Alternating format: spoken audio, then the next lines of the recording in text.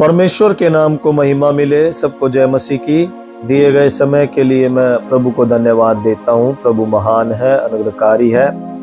और आज हम परमेश्वर के वचन से सीखेंगे और आज परमेश्वर का वचन हम अध्ययन करेंगे भजन संहिता 23 से। और जैसा हम पढ़ते हैं, यहोवा मेरा चरवाहा। यहाँ पर चरवाहा और भेड़ के बीच के प्रेम के बारे में लिखा हुआ है, देखभाल के बारे में लिखा हुआ है कि कैसे एक चरवाहा अपने भेड़ों की देखभाल करता है। और दाऊद के द्वारा लिखा गया ये भजन है और लिखता है, यहोवा मेरा चरवाहा है, मुझे कुछ घटी न होगी। यहाँ पर परमेश्वर को दाऊद एक चरवाहे के रूप में दर्शाता है कि मेरा परमेश्वर मेरा चरवाहा है और हम उसकी चराई की भेड़े हैं। क्योंकि हम देखते हैं कि दाऊद भी एक चरवाहा था और वो अपनी भेड़ बकरियों को चराता था और उसे भली भांति पता था कि कैसे अपनी भेड़ों को चराना है, किस समय पर उन्हें जो है खाने के लिए चाहिए, किस समय पर उन्हें पीने के लिए चाहिए। उनकी सारी आवश्यकताओं को, जरूरतों को समय समय पर दाऊद जो अपनी भेड़ों के विषय में जानता था। इस कारण वो परमेश्वर से कहता है कि यहोवा परमेश्वर मेरा चरवाहा है, मुझे कुछ घटी न होगी। क्योंकि जब एक भेड़ होती है और भेड़ के पास उसका चरवाहा होता है तो भेड़ निश्चिंत होकर जो है रहती है, उसे कोई डर नहीं होता और वो जो है जंगल में जाती है। और हम सब जानते हैं कि जंगल में तरह तरह के जानवर भी होते हैं, फिर भी उसका भरोसा जो है अपने चरवाहे के ऊपर होता है और वो जानती है कि मेरे पीछे जो है मेरा चरवाहा है। इस कारण दाऊद भी यहाँ पर कहता है कि जब परमेश्वर मेरा चरवाहा है तो हमें किस बात की घटी हो सकती है। और आगे लिखा है कि वह मुझे हरी हरी चराइयों में बैठाता है, वह मुझे सुखदाई जल के झरने के पास ले चलता है। मतलब भेड़ों को क्या चाहिए उसके विषय में यहाँ पर लिखा हुआ है कि वह मुझे हरी हरी चराइयों में चराता। एक चरवाहे को पता है कि हरी हरी चराइयाँ कहाँ पर होती है, हरी घास कहाँ पर होती है, वो अपनी भेड़ों को वहीं पर लेकर जो है जाता है। और उसके बाद सुखदाई जल के झरने के पास, जहाँ पर एक ठंडा पानी का सोता बहता है, साफ पानी जहाँ पर होता है, एक चरवाहा अपनी भेड़ों को वहीं पर लेकर है जो जाता है। इसका अर्थ ये है कि प्रभु यीशु मसीह भी हमें उत्तम उत्तम आशीषें देने वाला परमेश्वर है। वो हमारा प्रभु है जो हमारे लिए उत्तम है, जो हमारे लिए अच्छी है। वो सब चीजें परमेश्वर हमारे जीवन में देने वाला प्रभु है। लिखा हुआ है कि वह मेरे जी में जी ले आता है, धर्म के मार्गों में वह अपने नाम के निमित्त मेरी अगुवाई है जो करता है। जी में जी ले आने का मतलब ये होता है कि जिस चीज की हमें आवश्यकता होती है, मान लीजिएगा कि एक भेड़ प्यासी है और उसको एकदम से पानी मिल जाए तो उसके जी में जी ये जो आ जाता है, मतलब वो पानी पीती है और पीकर फिर अपने चरवाहे के लिए धन्यवाद है जो वो देती है। उसी प्रकार मेरे प्रिय यहाँ पर कहता है कि वो मेरे जी में जी लाता है और धर्म के मार्गों में अपने नाम के निमित्त मेरी अगुवाई है जो वो करता है। मतलब अगुवाई करना, आगे की ओर लेकर जाना। चरवाहे को पता है कि अपनी भेड़ों को किस दिशा में लेकर है जो जाना है, कब जाना है। हम देखते हैं कि चरवाहा जो होता है वो कभी भी भेड़ों के पीछे नहीं होता, वो आगे की ओर होता है। भेड़ों की है जो वो अगुवाई करता है, वो आगे की ओर चलता है और भेड़े जो है अपने चरवाहे के पीछे पीछे, जहाँ पर चरवाहा जाता है वहीं पर वो जाता है। मतलब चरवाहा अपनी भेड़ों की अगुवाई करता है। उसी प्रकार हमारा प्रभु भी है जो हमारी अगुवाई करता है। कई बार जो है कई भेड़े नटखट होती है तो चरवाहा उन्हें जो है सही रास्ते पर लेकर आता है, झुंड में लेकर आता है। उसी प्रकार कई बार हम भी भटक जाते हैं तो हमारा प्रभु भी हमें सही मार्ग पर लेकर आता है और वो हमारी अगुवाई है जो करता है। लिखा हुआ है कि चाहे मैं घोर अंधकार से भरी हुई तराई में होकर चलूं तो भी हानि से न डरूंगा, क्योंकि तू मेरे साथ है जो रहता है। यहाँ पर भजनकार कहता है कि चाहे मैं घोर अंधकार से भरी हुई तराई में होकर चलूं। मतलब एक समय ऐसा आता है कि चरवाहे को और भेड़ों को एक अंधकार से भरी हुई घाटी में से होकर, तराई में से होकर जाना पड़ता है, लेकिन लिखा हुआ है कि तो भी मैं हानि से न डरूंगा।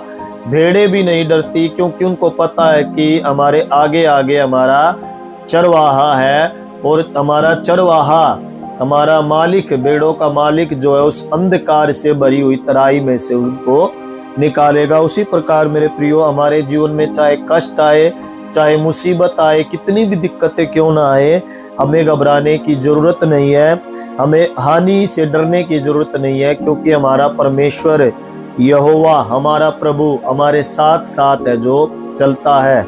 और लिखा हुआ है कि क्योंकि तू मेरे साथ रहता है। परमेश्वर का वचन यशायाह नबी की पुस्तक में भी कहता है, मत डर, मैं तेरे साथ हूँ। इसलिए जब हमारा प्रभु हमारे साथ है तो हमें डरने की जरूरत नहीं है। चाहे हम अंधकार में होकर चले, चाहे हम लोग हानि में से होकर गुजरे, चाहे मृत्यु हमारे नजदीक आ जाए, फिर भी हमें डरने की जरूरत नहीं है, क्योंकि हमें बचाने के लिए हमारा प्रभु हमारे साथ रहता है। जैसे भेड़ें नहीं डरती, अपने उनका चरवाहा उनके साथ होता, उसी प्रकार मेरे प्रियो हमें भी डरना नहीं है, क्योंकि हमारा प्रभु यहोवा भी हमारे साथ है, जो रहता है।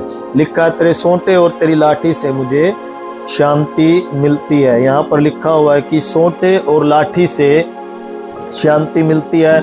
प्रभु यहोवा जब हमारे ऊपर सोंटा और लाठी चलाता है, तो हमें सही मार्ग पर लाने के लिए और हमें सही रास्ते पर लाने के लिए जो है वो हमें हमारे ऊपर सोंटा और लाठी चलाता है। कई बार हम भेड़ों के विषय में भी देखते हैं, कई भेड़ें होती है जो उछल कूद है जो करती है, और उछल कूद करने के कारण चरवाहे को गुस्सा आ जाता है, और वो उनको जो है, वो जो लाठी चरवाहे के पास होती है, वो लाठी भी उनको जो है मारता है। लेकिन मारने का कारण ये नहीं है कि वो उनको जान से मार दे, मतलब उनको सही रास्ते पर लाने के लिए वो उस लाठी का प्रयोग है जो करता है।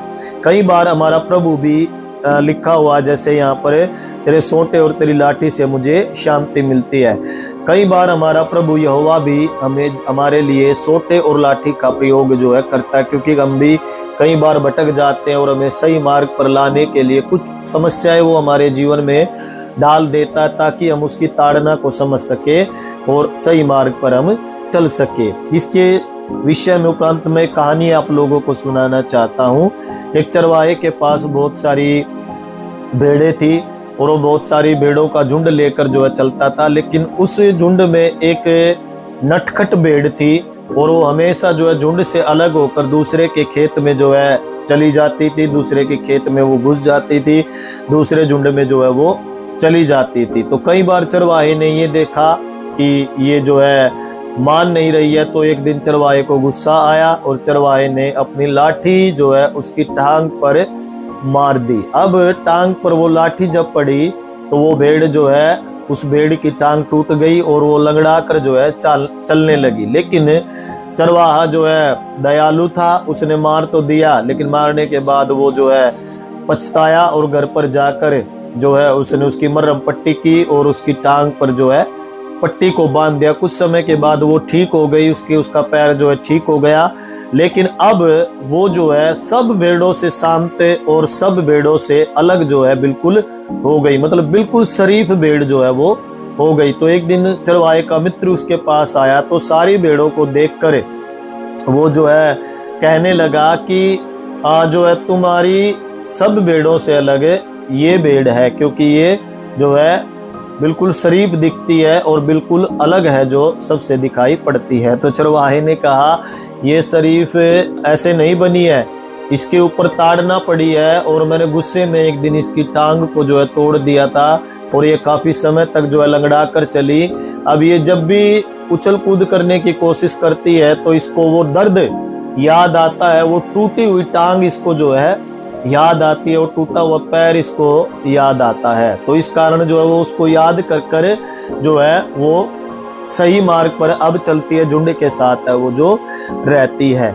अगर चरवाहा उस भेड़ को लाठी नहीं मारता, उसके पैर को नहीं तोड़ता, तो मेरे प्रिय हो सकता वो भेड़ किसी ज़्यादा बड़ी प्रॉब्लम में फंस जाती, झुंड से अलग वो हो जाती, और जो है कोई शेर या कोई भालू उसको जो है खा सकता था, लेकिन उसको सही मार्ग पर लाने के लिए उस चरवाहे ने उस भेड़ के ऊपर उस लाठी का प्रयोग किया।